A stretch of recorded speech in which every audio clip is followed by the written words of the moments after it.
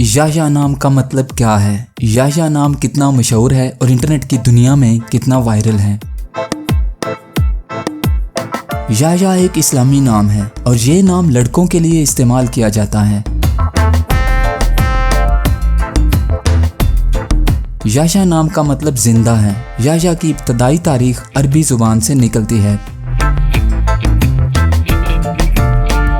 Internet की दुनिया में याह्या नाम की शोहरत में 2005 से तेजी देखने में आई। पिछले 15 साल में आप याह्या नाम की शोहरत और ट्रेंड्स का ग्राफ स्क्रीन पर देख सकते हैं। मौजूदा डाटा के लिहाज से याह्या नाम 2006 में वायरल रहा और मकबूलियत की हदों को छूने लगा। याह्या नाम गैम्बिया, तुर्की और इंडोनेशिया में बहुत पसंद किया जाता है और कसरत से इस्तेमाल में है। अगर आपका नाम याह्या है तो कमेंट्स में अपना पूरा नाम लिखें ताकि हम आपके लिए अलग से वीडियो बना सकें।